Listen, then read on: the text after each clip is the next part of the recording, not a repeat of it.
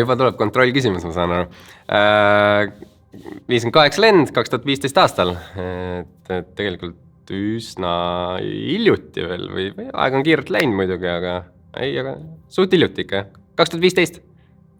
Jah, absoluutselt. Täielik keilakas selles mõttes, et isegi varem kui kool veel, ma arvan, et isegi lasteaed, et Vikerkaare lasteaiast ma ju pihta hakkasin.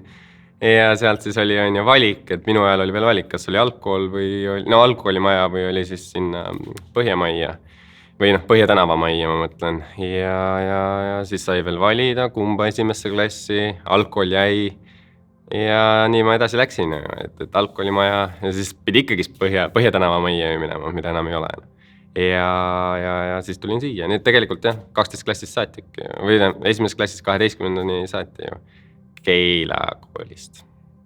Eks esimese kooli minekud või siukseid segadusi oli palju. Esimene klass oli hästi vahva, et meil oli algkoolimajas oli esimesel korrusel, siis põhimõtteliselt õpetajate toa kõrval seal.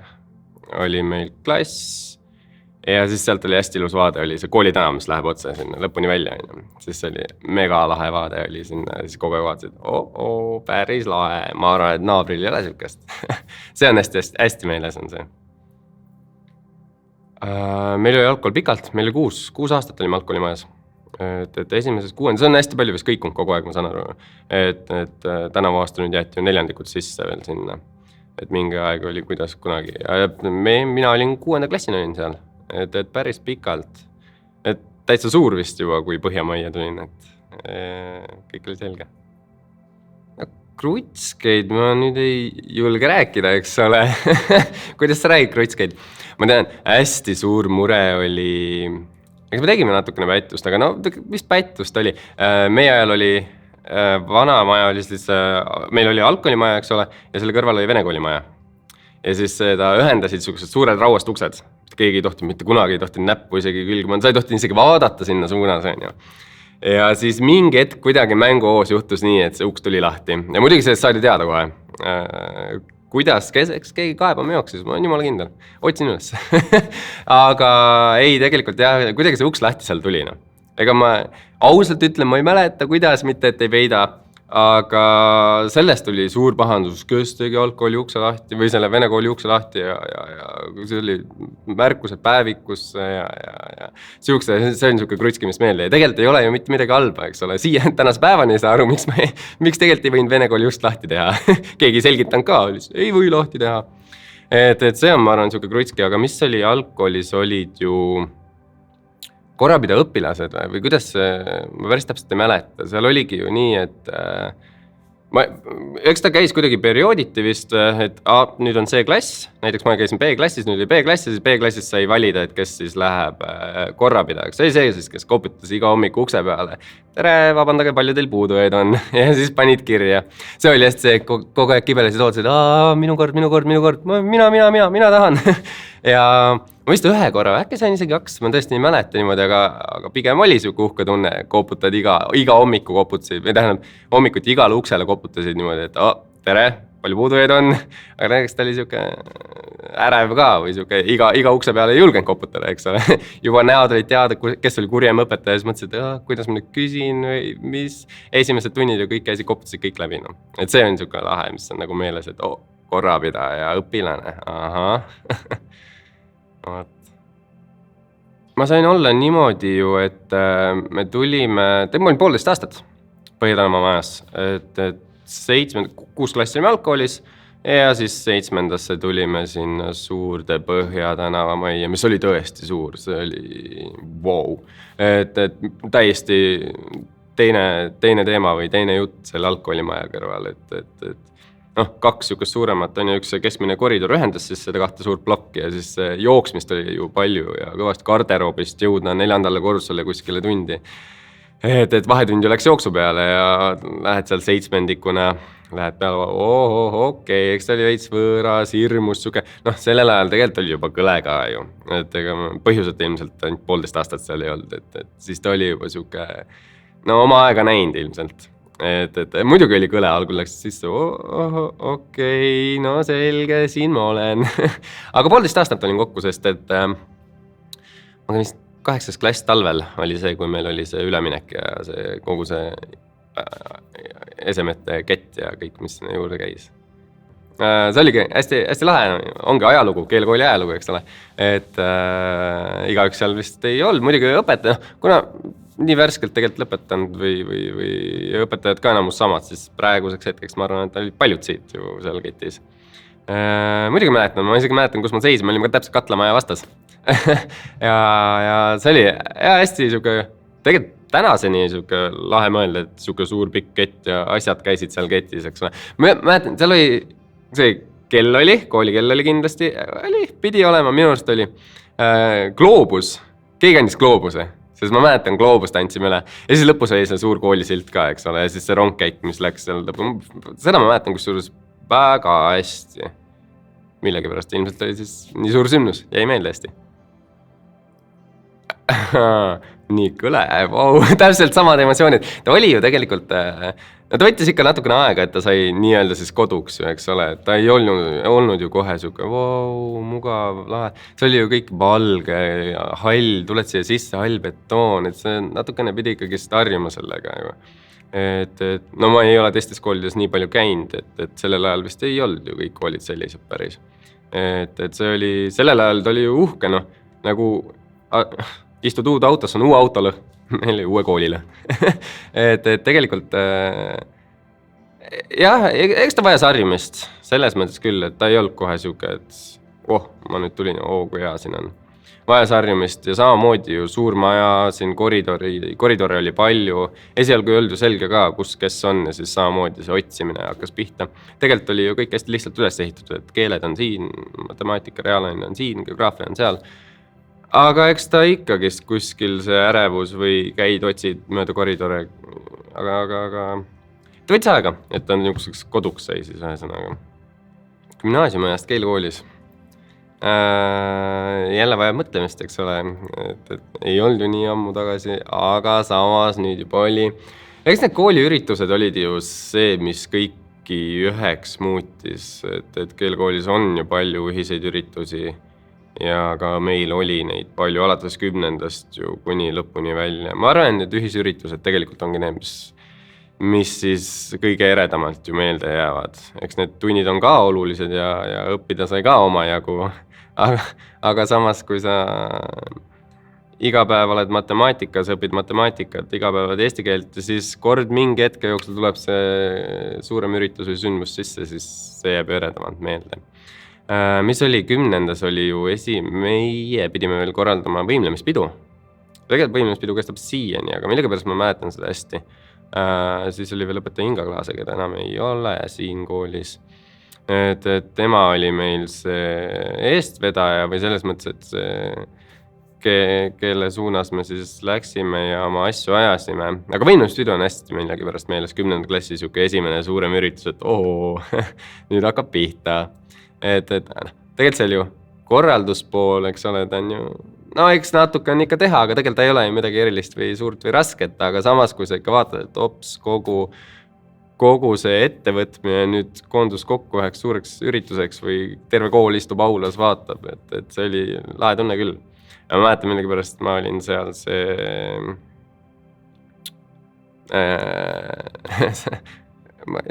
saatejuht, õhtujuht, mis iganes, et see mikriga poiss seal jälle, et see oli see jälle, et natukene väriseb ka, ja siis me pidime seal oma tantsu mingi tegema, esialgu avasime seda asja oma siukse võimlemistantsuga, et millegi pärast on ta siiamaani päris täpselt meeles, kuidas see käis. Saan veel tänasenigi ära kasutada äkki. Moeshow ju läks jälle nii, et ma olin mikriga seal. Et muidugi on meeles, miks nad ei ole meeles, et kõik see, nüüd lähebki, et moeshow, mis oli rokipidu, seal oli ju eeltööd oli rohkem ja seal seda tulemust lõpus siis nagu nautida võib-olla isegi öelda, oli veel lahedam või veel mõnusam kogemus selles mõttes, et see eeltöö, mis käis ju isegi kuid tegelikult ette ju, mis hakkasid osad aktiivsemad juba vaikselt pihta ja siis see, et paar nädala ennem ju tuli lava, aga kõik need liikumised ja asjad, need ju käisid pikalt, harjutamised asjad.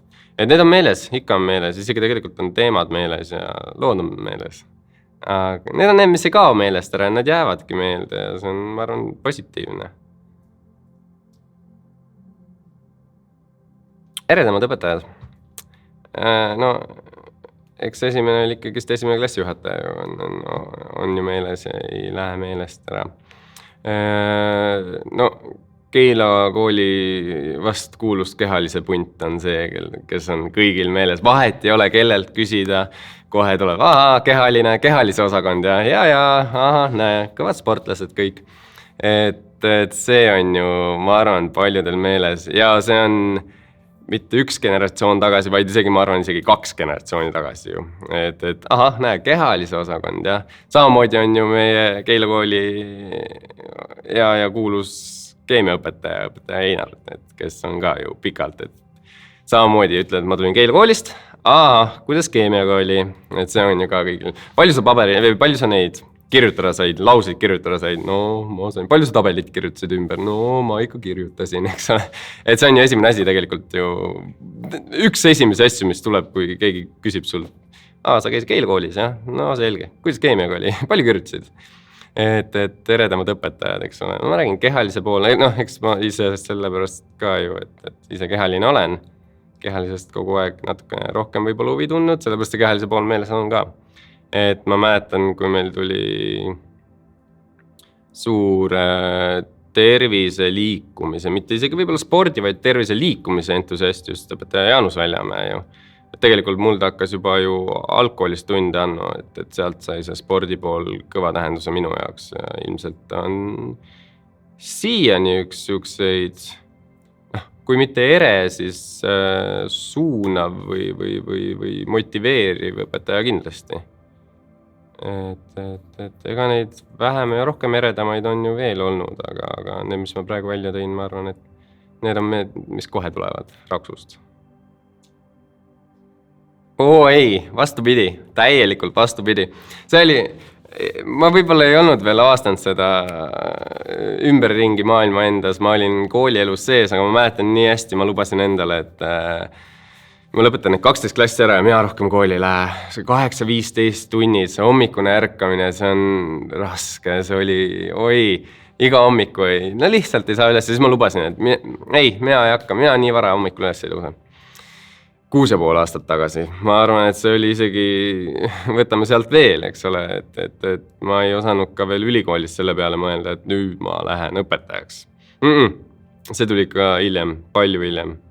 Et kuidagi niimoodi ta peale mulle sattus. Ja siis ma mõtlesin, et tegelikult ei olegi nii vara hommikul vull ärgata ju. Õpetajaamet on ka vahva. Okei, no selge. Ja siis rada läks ja lumepall ühesõnaga veeres ja siin ma olen, voilà. Et ei, 6,5 aastat tagasi kindlasti ei oleks osanud oodata. No ma nägin, täiesti vastupidinist ilmselt. Selles mõttes, et kui 11-12, ma sain aru, et tegelikult ju klassid üritati teha ikkagist lennuks ju, oli ju põhieesmärk või nii nagu mulle selgeks sai. Ja meil oli oma klass, 11 klassis me tõesti, kuna meie enda ettevõtlusklass jäi väikseks, täitsa väikseks, siis me pandi humanitaariga kokku, ühine klassijuhataja ja suurem klass jälle huvitavam. Ja siis olidki need sidumisüritused, eks ole, et lennupull, mis meil oli kooliga ja ega need samusedki ju, kõik üritused, rokipidu, moeshow oli see, mis meid ju tegelikult lõpuks ühendas ja omadeks me kõik ju saime niimoodi. Üllataval kombel ja mulle meeldib olla õpetaja.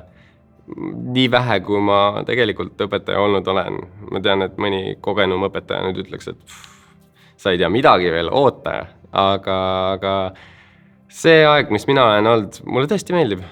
Ma ei oleks osanud seda arvata, nagu ennemgi 6,5 aastat tagasi, kui mult oleks küsitud. Siis ma oleks kaugelt kaarega eemale kõndinud. Aga ma olen õnnelik tegelikult, et ma selle õpetaja ameti nagu leidsin enda jaoks. Mulle meeldib olla, mulle tõesti meeldib. Ma tulen naerusuvi iga hommik siit uksest sisse ja see juba, kui keegi kilkab, tere õpetaja, see juba muudab hästi soojaks tegelikult mul südame ja seest kõik muu ka, et ma arvan, et ma olen õiges kohas. Tulevik. Lähme jälle sinna emotsionaalse poole peale. Ma ei soovi materiaalset ja meil on ju tänaseks on tegelikult kõik majad väikeseks jäänud. Et see on ju tõsiasi, et algkoolimaja ehitatakse praegu juurde ja ilmselt ta jääb niikuinii ka tulevikus väikeseks, et ta võib meil 10 aastat ju vastu pidada, aga ma ei tea, kui palju osati arvata selle maja suhtes, et ta jääb väikeseks kõigile. Siis ehitati suur koolimaja, vau ja uhke. Aga võib-olla oli, ega siis ma olin õpilane, ma ei teadnud sellest midagi veel. Aga tänaseks päevaks me ehitame algkoolimaja juurde ja ilmselt varsti on jälle ruumipuudus. Et materiaalset poolt ma ei oskaks soovida või ma ei tahaks soovida materiaalset poolt. Pigem jälle seda üksteisest lugupidamist saame läbi nii kolleegide kui õpetajatega. See on kõige olulisem. Ma soovin sõbralikkust, hoolivust soovin.